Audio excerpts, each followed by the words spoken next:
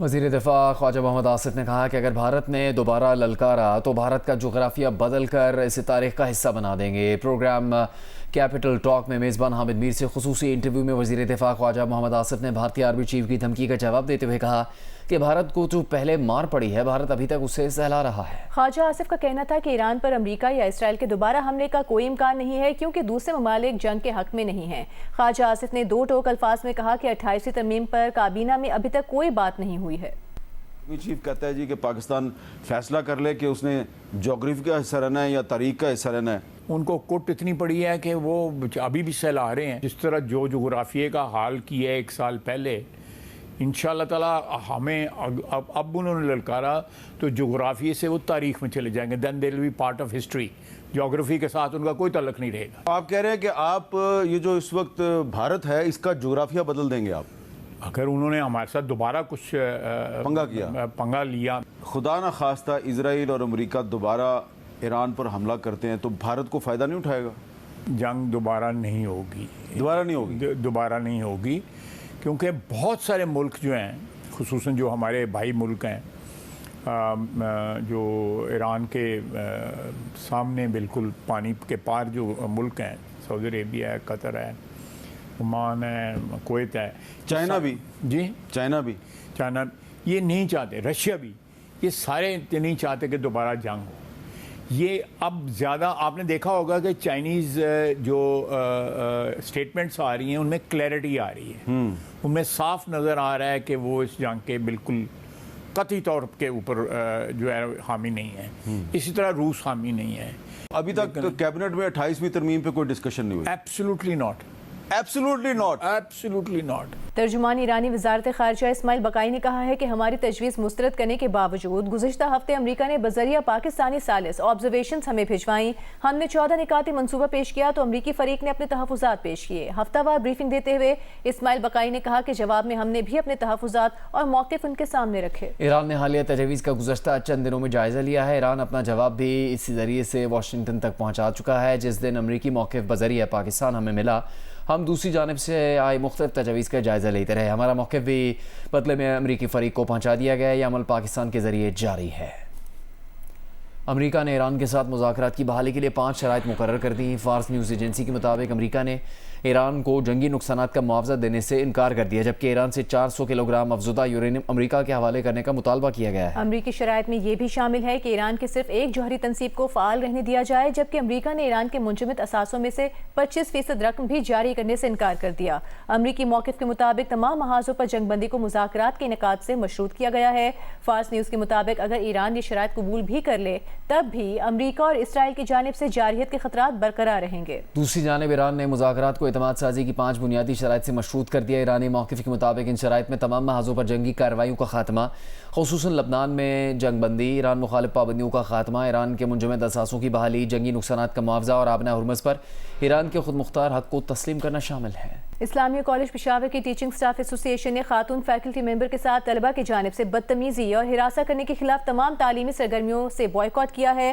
متاثرہ خاتون ٹیچر کے مطابق وائس چانسلر کی جانب سے تاحال ملوث طلبہ کے خلاف کوئی کارروائی نہیں کی گئی۔ مزید بتا رہے ہیں نمائندہ جیو نیوز ماہم قریشی۔ جی، اسلامیہ کالج پشاور کی فیمیل فیکلٹی ممبر کے ساتھ کچھ طلباء نے ٹیسٹ کے دوران بدتمیزی کی اور ان کو ہراس بھی کیا، جس پر اسلامیہ کالج کی ٹیچنگ سٹاف ایسوسی ایشن نے آج تمام تعلیمی سرگرمیوں سے بائیکاٹ کیا ہے۔ اس وقت میں اسلامیہ کالج پشاور میں موجود ہوں اور یہاں پر جو متاثرہ ٹیچر ہے گلرخ، وہ بھی ہمارے ساتھ موجود ہے۔ جو مسکرینٹس ہیں ان کو برطرف کیا جائے، ان کو اسٹرک آف کیا جائے اور ان کو دوبارہ ایڈمیشن نہ دیا جائے تاکہ یہ آئندہ کے لیے ایک ڈیٹرنٹ ثابت ہو۔ ہمارا کلیپس اسی لیے ہونے جا رہا ہے کہ یہاں پہ مجرم کو سزا نہیں ملتی۔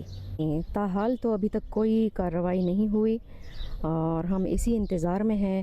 ہم نے اسٹرائک بھی اسی لیے کی ہوئی ہے کہ جب تک وی سی صاحب اپنا اختیار استعمال نہیں کرتے، ان کو اسٹرک آف نہیں کرتے، تو ہماری یہ اسٹرائک جاری رہے گی۔ وائس چانسلر کی جانب سے ابھی تک اس معاملے پر اور اسی نوعیت کے اور بھی جو کیسز ہیں ان کا کوئی فیصلہ نہیں کیا گیا، اور جب تک اساتذہ کو باوقار اور محفوظ تعلیمی ماحول فراہم نہیں کیا جائے گا تو یہ بائیکاٹ جاری رہے گا۔ جی، کراچی میں ڈکیتوں کی فائرنگ سے قربانی کی 3 جانور زخمی ہو گئے۔ ڈکیت شہریوں سے 3 موبائل فون اور نقد رقم بھی چھین کر فرار फरार हो गए। यानी शाहिदीन के मुताबिक मुलजिमान 15 मिनट तक फायरिंग करते रहे, जबकि इलाका मकीनों ने भी लाइसेंस याफ्ता असले से जवाबी फायरिंग की।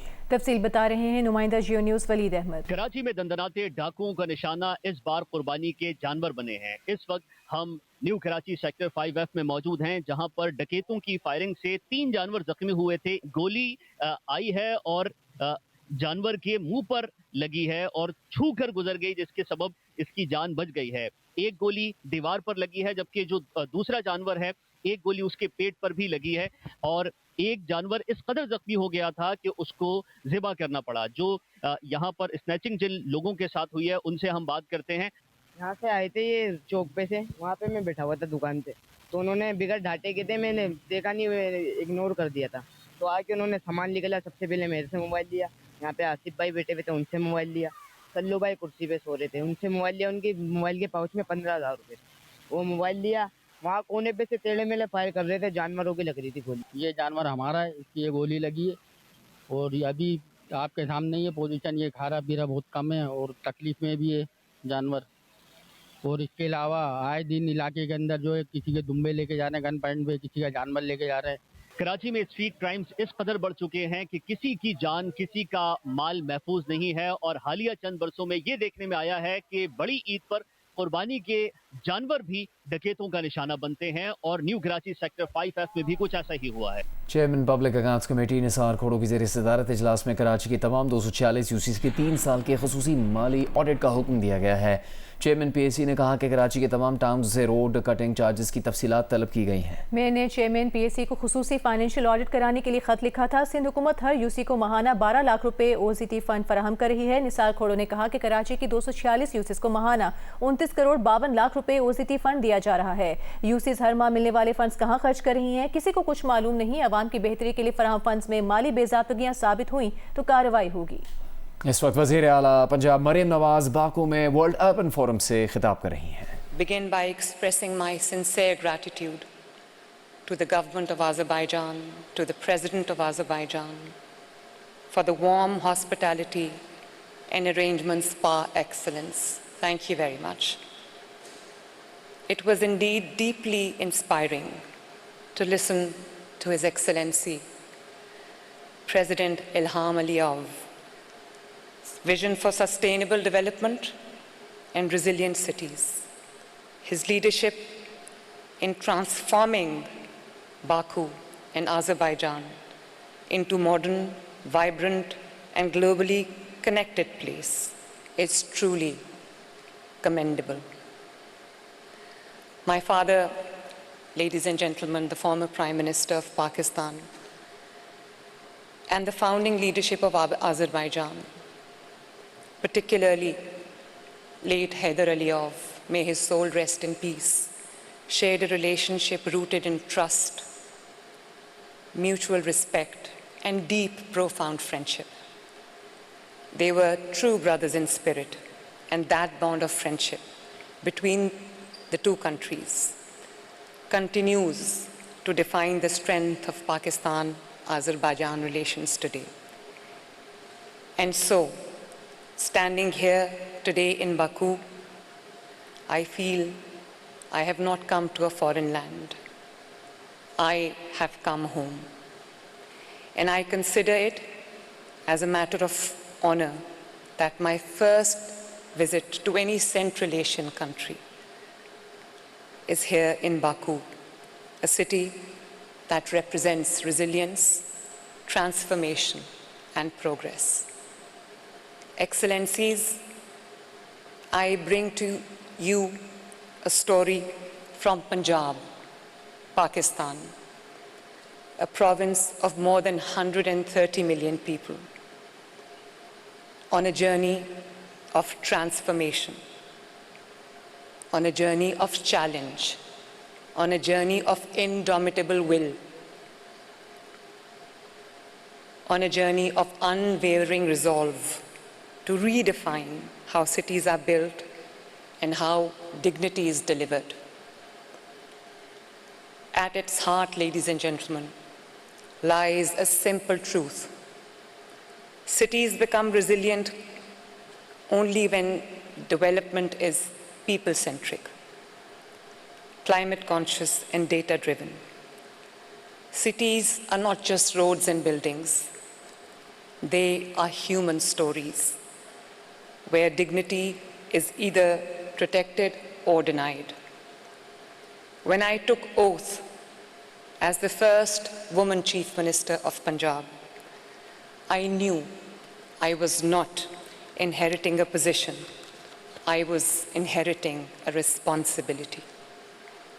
A responsibility to the woman walking miles, carrying water for her family, child breathing polluted air, and family living without secure shelter, and citizens waiting for promises, not for promises, but for dignity. And so, ladies and gentlemen, we launched the historic Punjab Economic Registry, the first ever province-wide door-to-door socio-economic data of its kind, guided by one principle: no one should be left behind.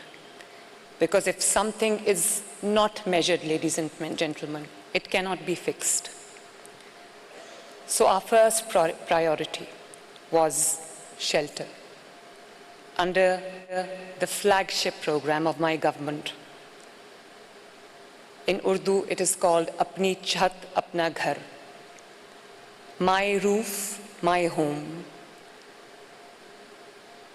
is delivering one of the fastest and largest affordable housing initiatives in the world through zero interest. And ladies and gentlemen, I'm very happy to share with you that in just less than a year,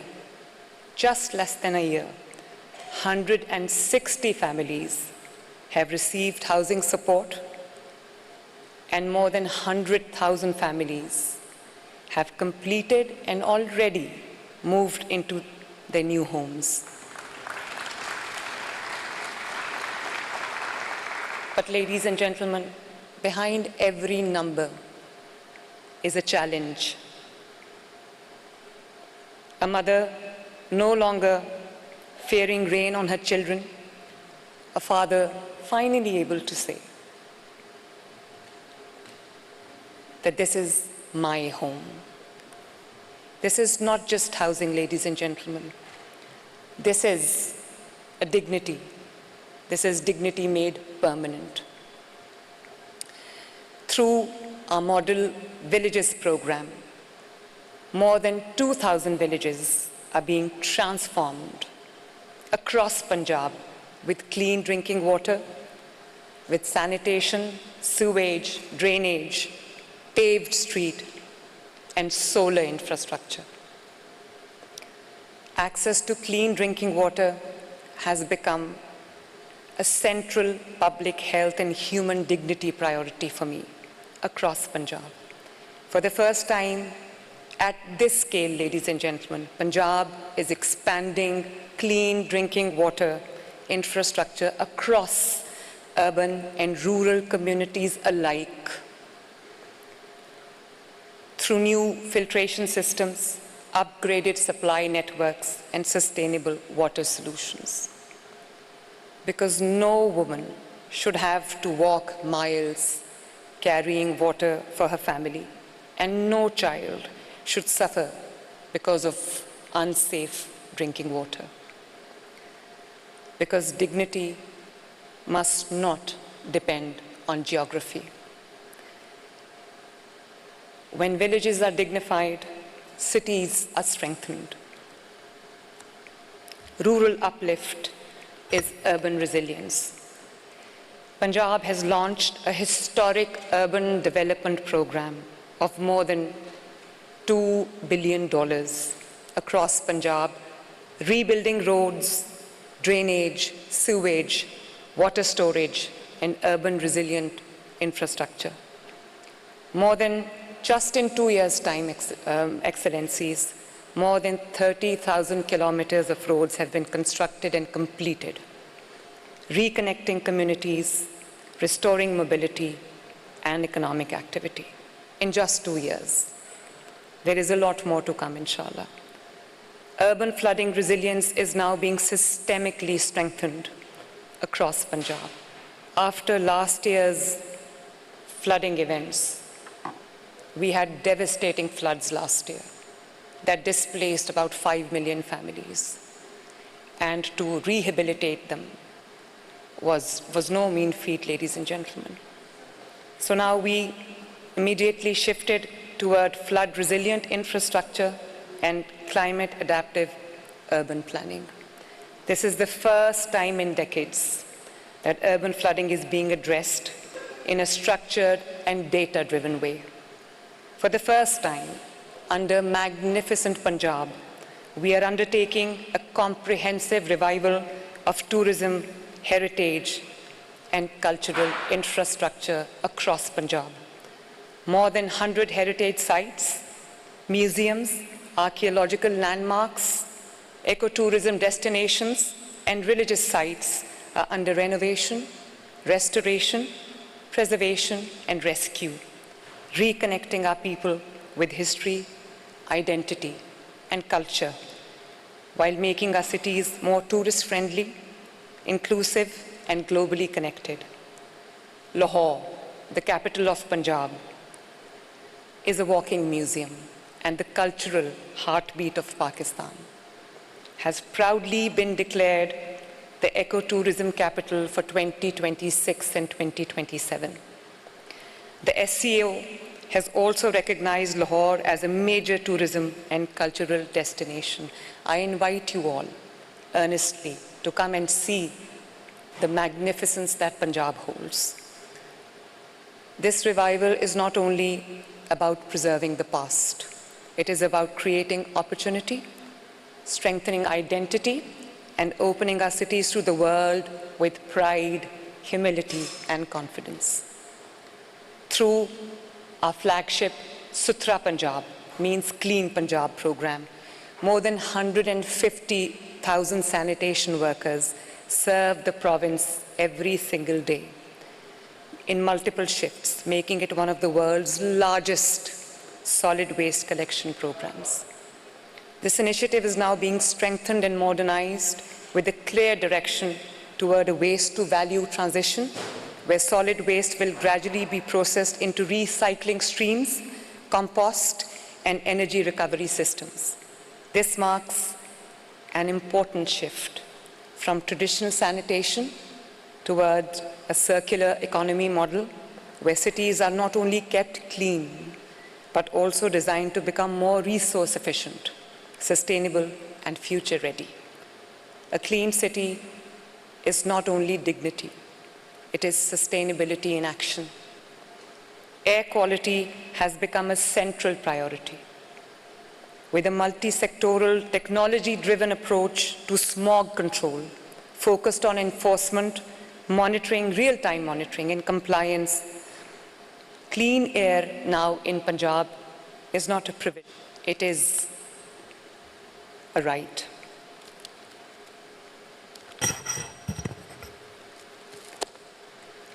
Punjab is building a clean mobility future. 1,100 electric buses have been introduced in the first phase, with a target of 5,000 electric buses by 2029, 2,000 buses this year, alongside electric bikes and electric taxis. Under Plant for Punjab, we have planted over 50 million trees in 2 years, restoring ecological balance and building urban forest rings. 1% of all the development spending is now dedicated to climate resilience. We have expanded the Safe City, technology-driven camera surveillance program to all parts of Punjab. The whole of Punjab is now CCTV monitored, because I believe that safe cities are not only about surveillance and keeping an eye on law and order. They are about technology, they're about prevention, they are about protection, especially for the vulnerable sections of the society, for women and children and every citizen. Excellencies, my dear friends, ladies and gentlemen, Honorable President of Azerbaijan today rightly said in the morning opening session that development demands courage, because courage leads to bold decision making, and decision making leads to effective implementation. I fully agree with this guiding principle, and this is what I'm taking home, Excellencies, because courage is at the heart of every meaningful reform and project I am pursuing for the last 2 years. From housing to urban resilience, every project I have undertaken is driven by bold and daring spirit to change the status quo. For every leader, this strikes a chord that development is never cautious. It is the courage that makes all the difference. Friends, the success of government is not measured in speeches, but in lives changed, in lives improved. From Baku, a city of transformation, we carry a shared message. Resilient cities are not a privilege. They are right for all humanity. Let us turn vision into action and ambition into impact, so that our cities are defined not by inequality, but by dignity, resilience, and hope. Thank you, ladies and gentlemen. Pakistan Zindabad, Azerbaijan Zindabad. Thank you. वज़ीर आला Punjab Maryam Nawaz Baku में world urban forum से खिताब कर रही थी।